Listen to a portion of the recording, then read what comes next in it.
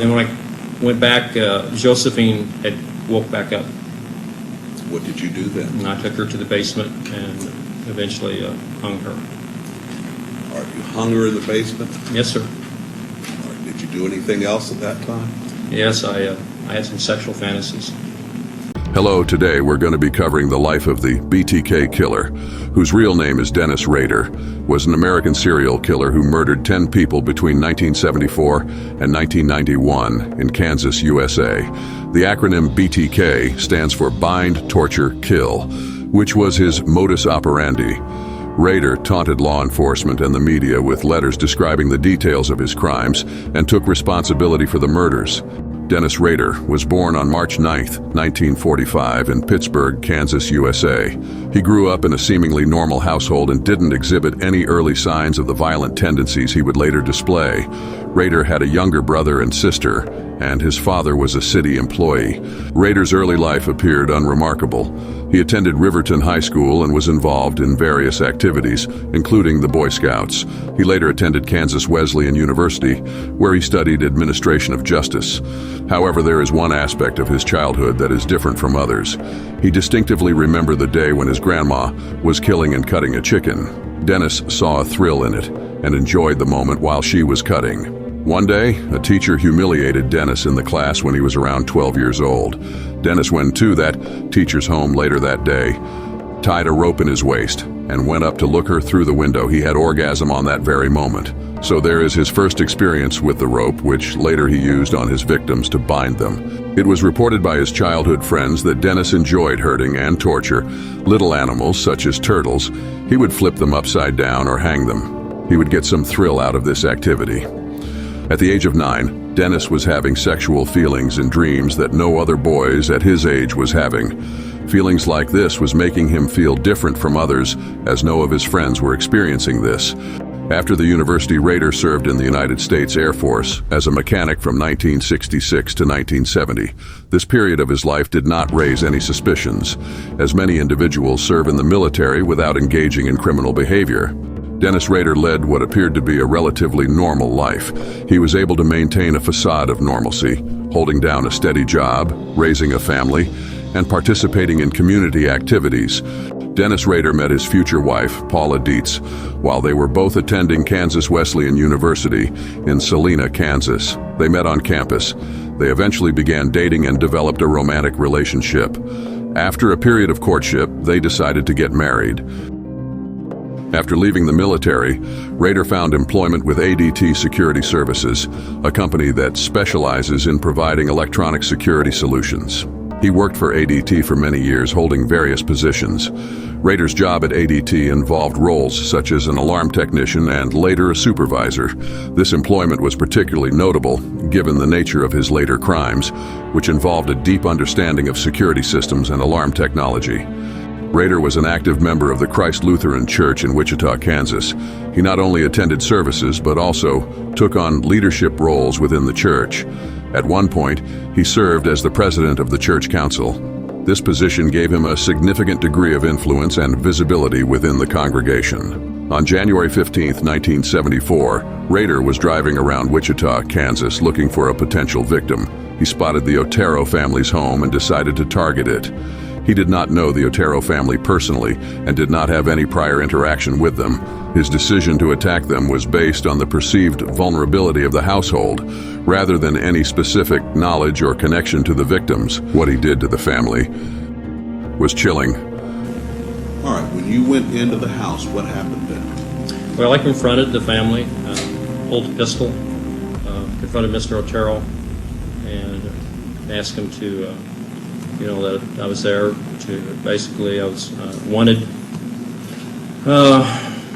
to get the car. I was hungry, food. I was wanted, and asked him to lie down in the living room. And at that time, I realized that wouldn't be a really good idea. So the dog was a real problem. So I asked Mr. Otero if he could get the dog out. So he had one of the kids put it out, and then I took him back to the bedroom. You took who back to the bedroom? The family. The bedroom, the 4 members. All right, what happened then? At that time, I tied him up. Realized that, I didn't have a mask on or anything. They already could ID me, and made a decision to go ahead and put him down, I guess, or strangle him. All right. What did you do to Joseph Otero Sr.? Joseph Otero? Yeah, Okay. Joseph Otero Sr., Mr. Otero, the father. I put a plastic bag over his head and then some cords and then tightened it. And I went over and strangled Mrs. Otero. And I thought she was down. Then I strangled Josephine. Thought she was down. And then I went over to Junior and put the bag on his head. After that, Mrs. Otero woke back up, and she was pretty upset and what's going on. So I came back, and at that point in time, strangled her for a death strangle at that time. With your hands or what? No, with a cord, with a rope. And then I think at that point in time, I redid Mr. Otero, put the bag over his head, went over and then took Junior. Before that, she asked me to save her son. So I actually had taken the bag off, and then I was really upset at that point in time. So basically, when Mr. Otero was down, Mrs. Otero was down, I went ahead and took Junior. I put another bag over his head and took him to the other bedroom at that time. What did you do then? Put a bag over his head. I put a cloth over his head, a T-shirt, and a bag so he couldn't tear a hole in it. And he subsequently died from that. And then when I went back, Josephine had woke back up.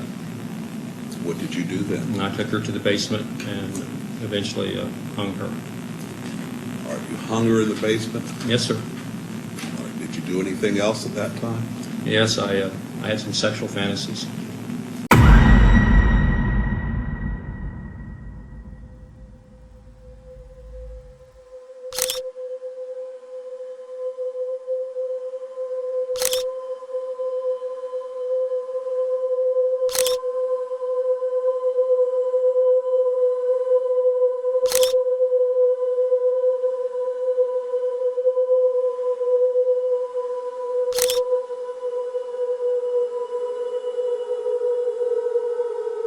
The authorities were baffled, and the city was shocked to its core about this horrendous crime. After several months, Dennis was ready to attack again. This time, he laid his eyes on the 23-year-old Catherine Bright, who was a university student.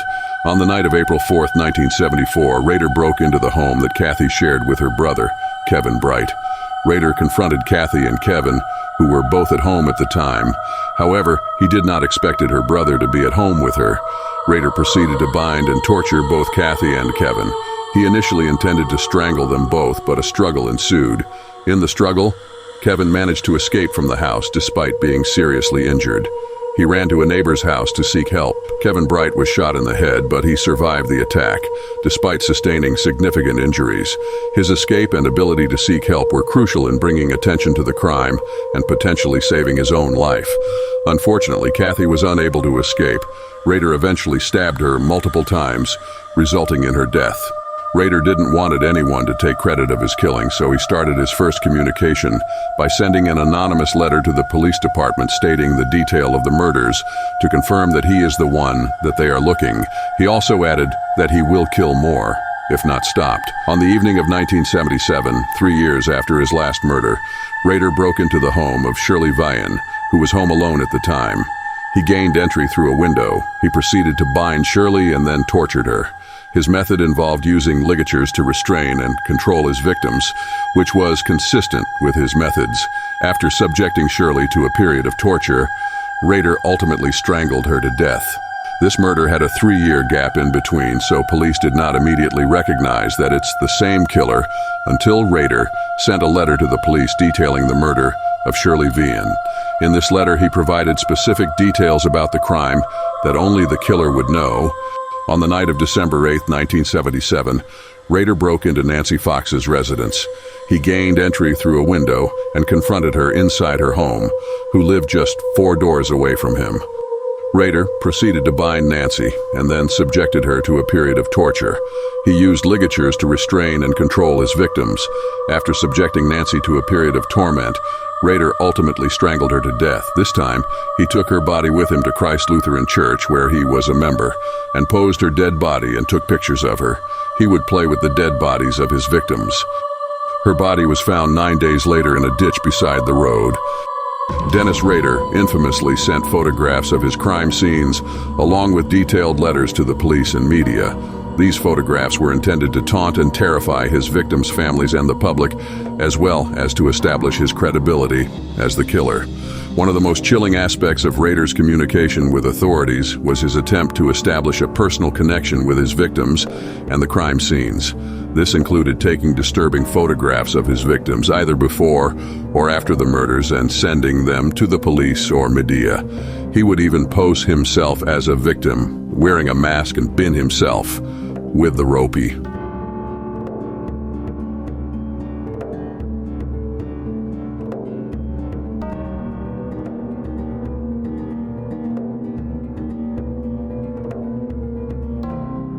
He continued his horrible reign from 1974 to 1991, taking 10 lives. During this time, he was married and was a father of 2 children, a daughter and a son. He was a good father and husband, ultimately a good killer as well. In March 2004, after 13 years, Rader sent a letter to local media outlets in Wichita, Kansas, claiming responsibility for the 1985 murder of Maureen Hedge. Along with the letter, he included photographs of the crime scene, which had not been released to the public. This communication signaled his return after years of silence. In a letter to the police, he included a floppy disk. Unknowingly to Rader, this disk contained metadata that could be traced back to a computer at his church. Investigators were able to trace the metadata on the floppy disk to a computer at Christ Lutheran Church in Park City, Kansas, where Rader was serving as the president of the church council. This was a breakthrough in the case as it provided a direct link to Rader. On February 25, 2005, Dennis Rader was arrested at his home. During his arrest, he confessed to the murders and provided detailed accounts of each crime. His confession included specific and chilling details about the killings, further confirming his identity as the BTK Killer. In June 2005, Rader pleaded guilty to 10 counts of first-degree murder. He was subsequently sentenced to 10 consecutive life terms in prison without the possibility of parole. Support us for more videos.